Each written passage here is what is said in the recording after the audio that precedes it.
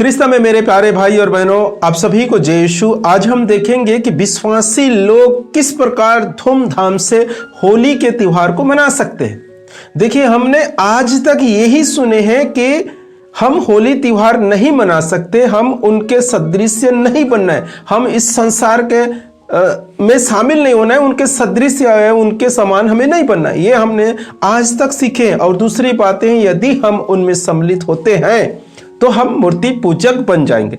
ये दो बातों को हमने आज तक सीखे हैं, लेकिन आज हम इसे एक साइड में रखेंगे और परमेश्वर के दूसरे वचन को देखेंगे। परमेश्वर क्या कहता है, अपने वचनों के अनुसार हमें क्या मार्गदर्शन करने वाला है, इसको हम देखेंगे। ठीक है, तो आइए हम शुरू करेंगे। सबसे पहले हम देखेंगे यूहन्ना के सुसमाचार में अध्याय 3 पद संख्या 16 में परमेश्वर के वचन यहां पर क्या कहता है, क्या लिखा है। देखिए, मैं पढ़ता हूं, आप ध्यान से सुने।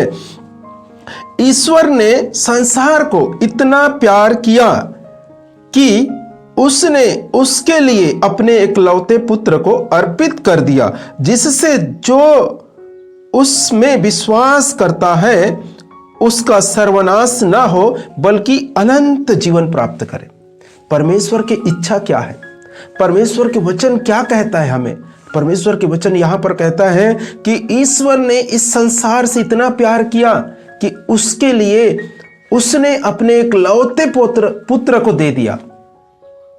इतना प्यार किया है, मेरे साथ नहीं, इस संसार के समस्त मानव जाति से प्रेम रखा और प्रेम करता है। इसलिए पिता ईश्वर ने अपने एकलौते पुत्र को हम सब पापियों के लिए दे दिए।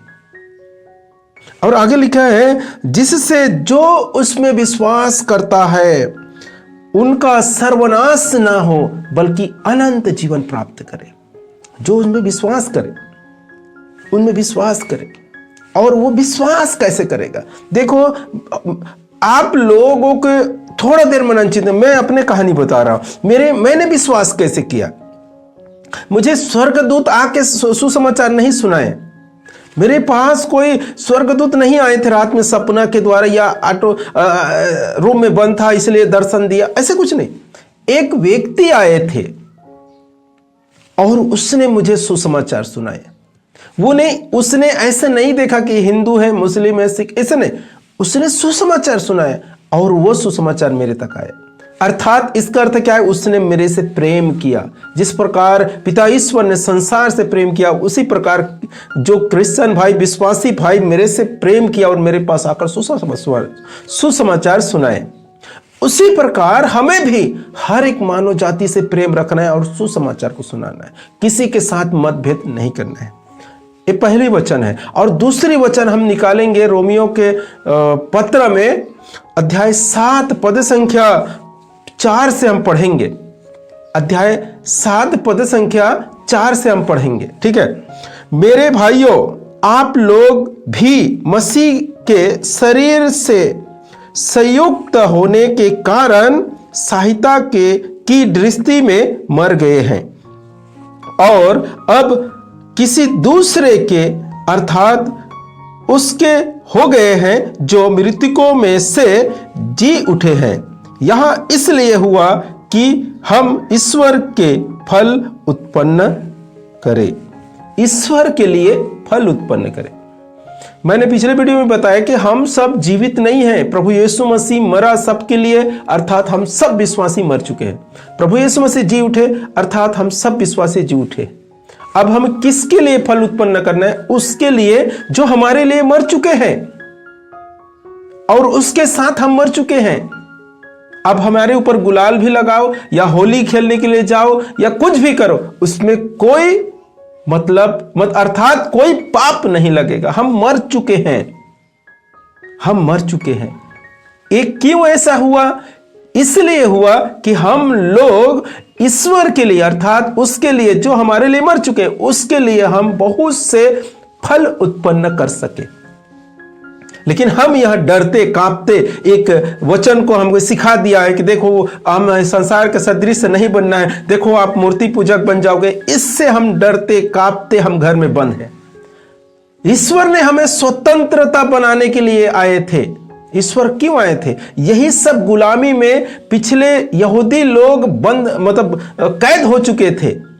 उससे बाहर नहीं निकल पा रहे थे। उसी को छुड़ाने के लिए, निकालने के लिए प्रभु यीशु मसीह आए और उन सभी नियम, कायदा, कानून को रद्द कर क्रूस पे मरने के बाद उन सब को रद्द कर दिया और हमें एक नया विधान में प्रवेश होने का मौका मिला। लेकिन आज भी कुछ लोग हैं जो हमें फिर से गुलाम में लाना चाहते, फिर से उस नियम, कायदा, कानून में बंद करना चाहते हैं।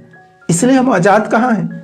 आजाद कैसे हो तुम लोग? उसके पास नहीं जा सकते, इसके पास नहीं जा सकते, उसके यहाँ खाना नहीं खा सकते, होली नहीं मना सकते। मेरे प्रिय भाई और बहनों, आप समझिए और आगे का वचन पढ़ेंगे। किंतु अब हम उन बातों के लिए मर गए हैं जो हमें बंधन में जकड़ती थी, इसलिए हम संहिता से मुक्त हो गए हैं। इस प्रकार हम पुरानी लिखित संहिता के अनुसार नहीं, बल्कि आत्मा के नवीन विधान के अनुसार ईश्वर के सेवा करते हैं।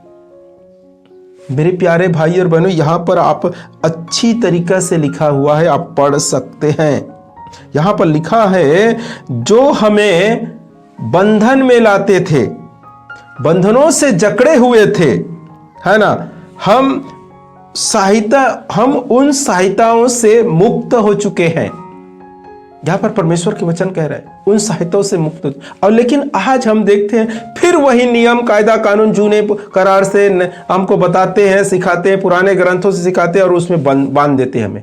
फिर हमें लोगों के साथ जाने के लिए इजाजत नहीं है, हम पुराने विधान में फिर हमको पहुंचा देते। जबकि यहां पर कहता है पुराने सहायता के अनुसार नहीं, हम आत्मा के नवीन विधान के अनुसार ईश्वर की सेवा करते हैं। इस पे हमें ध्यान देना जरूरी है। इसके अनुसार यदि आप इन सारे वचनों को पढ़ेंगे तो आपको किसी बंधन में पड़ने की कोई जरूरत नहीं। आप खुलेआम होली त्योहार मना सकते हैं। पुराने वचन जो दिए हैं उसे साइड में रखो। एक वचन से पूरे जीवन नहीं बिताते, एक वचन से पूरे बाइबल का समस्त रहस्य को नहीं जान सकते। हमें पूरे वचनों को देखना पड़ता है।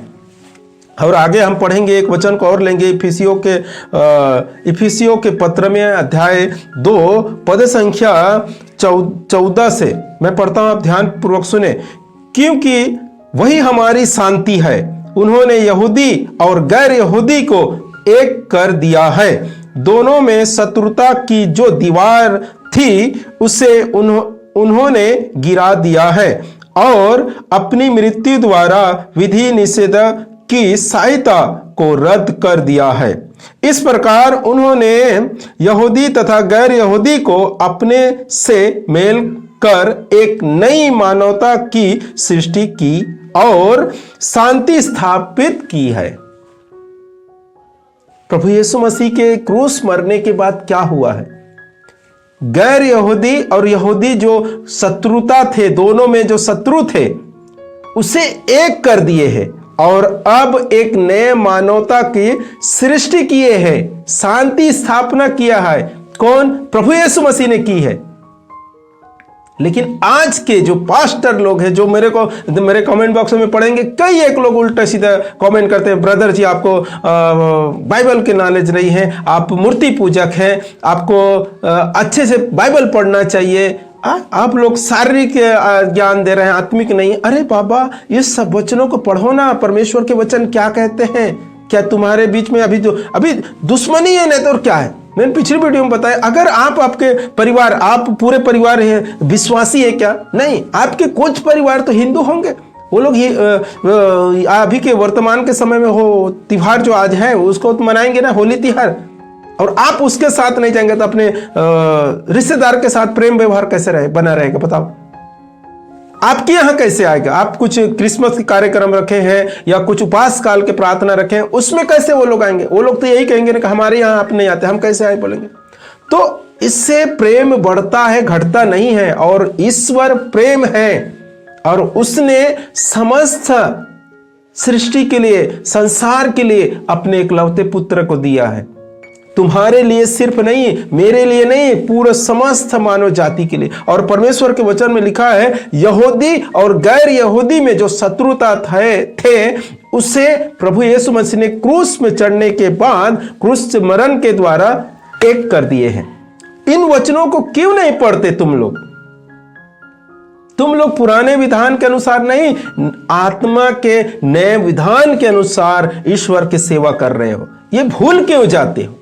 इसके अनुसार यदि आप इस वचनों को पढ़ेंगे तो मैं आपको फुल गारंटी देता हूं, आपको ये वचन स्वतंत्र बना देगा और आप किसी के साथ बैठकर खाना खा सकते हैं, किसी के साथ होली खेल सकते हैं, किसी के साथ धूमधाम से आप इस साल त्योहार मना सकते हैं। आपको कोई डर भाव नहीं रहेगा, कोई आपके अंदर मतभेद या शंका नहीं निर्माण होगा। ये वचन आपको बल देगा, बुद्धि देगा, ज्ञान देगा और आप अपने परिवारों के साथ मिलकर हंसी खुशी से या धूमधाम से होली के त्योहार मना सकते हैं। परमेश्वर इन वचन के द्वारा आप सबको और आपके परिवार को भरपूर मात्रा में आशीष प्रदान करे। आप सभी को जय यीशु।